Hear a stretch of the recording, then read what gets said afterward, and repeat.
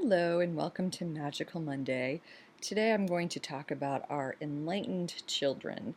I've done a three-part enlightenment series about what it means to us. I'm sure there'll be more in the future as I continue on my own journey. Um, but I do want to talk about our kids because I have this theory that we are all born enlightened. I believe that when we come into this earth, we're so close to source already. I have this sort of inner knowing that when we're born, we know exactly who we are, exactly where we came from, exactly what we're doing here, and we know all the secrets of the universe. And that's why babies can't talk, because they can't tell us their secrets. But think about it. How many times have you seen your babies looking at things that aren't there? I mean, they're seeing things in other dimensions. They'll be talking to things. I mean, they can see people that have passed on. They can see their angels. I mean, it's not just the sight they have. They have this multi-dimensional knowing. So I'm convinced that as we're born, we have this knowing that is so close to source, and we can still see it in little kids. You know, my kids have talked about their past life experiences, and my oldest son tells me of when he was trying to incarnate. Now, these kids coming in, they're a different breed. You know, if you know any of my Love from Baby work, it's about pre-birth communication and higher dimensional parenting. And I talk about how the kids coming in carry a high vibration. We all have a little higher vibration. Each generation has a little bit higher vibration than the one before. And that's how we evolve as a species, just coming in with a little bit more knowing. But the kids coming in now have not just a little more knowing, they have a lot more knowing. They're closer to source. They're coming in with more memories of who they are and what they're doing here. One of my kids is trying to break the door open, but I locked it so he can't come in. Um, but anyway, I do want to talk about parenting these kids because it's different now. They're requiring, maybe you're noticing that if you're trying to parent your kids the way you were parented, it's not really quite working anymore. And that's because of this huge vibrational shift between our generation and their generation, and we have to catch up. And that's what my enlightenment series is about. It's like catching our vibrations up so we can meet these magical kids who, I'm sure your kids say things that surprise the hell out of you, that shock you, that you're like, how could they know that? How do they know? These kids know. They do know. And so one of the things I find that doesn't work, and it doesn't work in my heart either, but I see it not working with other kids, is that most of us were raised with the authoritarian, do as I say, you know? And these kids are too smart for that. They have a very high honed bullshit meter. So they're not gonna just follow authority blindly, and that's a good thing. It's a good thing, even if it challenges the shit out of us. It's a good thing. But what I'm saying is we have to find different ways of parenting our kids, and there's no one way. I can't even recommend a book because there is no one way. But you have to listen to your heart. You have to listen to your intuition, and we have that. We're really good at it. The key is just not doubting it, because our intuition a lot of the times will tell us things that may not be, you know, the norms of society. We'll just ignore that because these kids are not coming in to be the norms of society. They're not. They're coming in to change this world. We are raising a new world in these kids.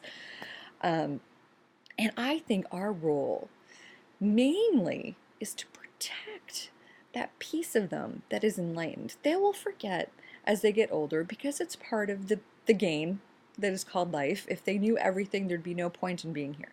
So they'll forget a little bit. But I do think it's our role to protect that knowing. You know, if your kids are talking about seeing things, encourage that. I've had so many times where people would come to me and they're not coming to me, they're just confiding in me these things that are perceived as problems, but they're not, because these kids are different. Here's an example. There are so many kids these days that are learning to talk at a later age. Maybe like they're not speaking sentences till 2.5 or 3. And a lot of people think that that's a problem, but it's not a problem. I'll tell you why. These kids are higher dimensional and they rely on telepathy. I'm just open up to that. These kids can rely on telepathy. They have other ways of communicating. Language is sort of a barrier. So keep that in mind. That's one thing to consider. If you hear kids talking late, it's because they don't need the language. They just don't need it as much as we have in the past. Um, so that's just one little thing. But yeah, things that are perceived as problems are really just actually being a little bit more evolved, and we just have to change our perception of it. So, protect your kids knowing, encourage them to talk about whatever crazy things they're talking about, because there's so much truth in the crazy. There's so much truth in the crazy. And I know for me anyway, instead of, doing the I'm your mother and that's why I said so, and the whole disciplinary thing doesn't really work in this household, and I've never had to do a timeout. Well, I've never done a timeout because it just doesn't feel right. Instead, we'll do a time in where I talk to them and we try and problem solve together. There's the saying, when people act the least deserving of love is when they need it most. So for me, turning my back on my kid when he's not behaving the way I want, um, it's sort of a failure and betrayal of trust. Just bring them in close to you. Of course, I'm not perfect at this. I kept my patience over and over and over all day yesterday for my almost 3-year-old. Seriously, I almost patting myself on the back with how well I handled it. And then right about bedtime, I just lost it. I'm like, you've been like this all day. Just go to sleep.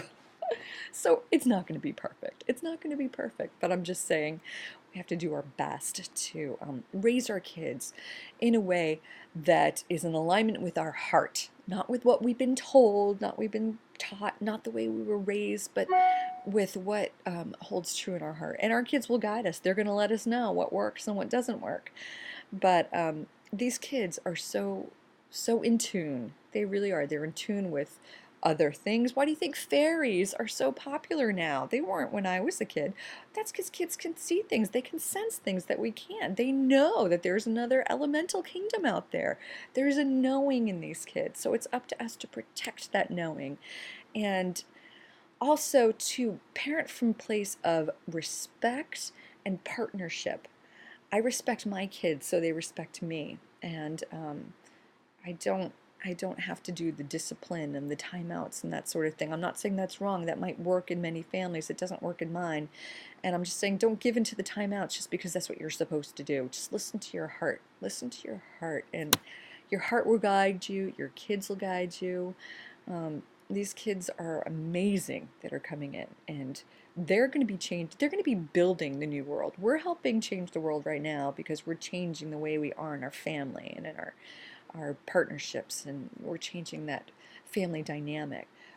So we're changing the world. They're going to build a new world, and it's up to us to trust kids. I have this sign. I'm just going to end with this. I have this sign on my bathroom mirror that says, "Trust children. Allow them to be the masters they are." And that's trusting our children that they know what's best for them in certain ways. And just see how that feels with you. See what that sits with you. See what that opens up with you. But these kids are brilliant, and they're just going to show us a new way to do just about everything. All right, I'll be back next week.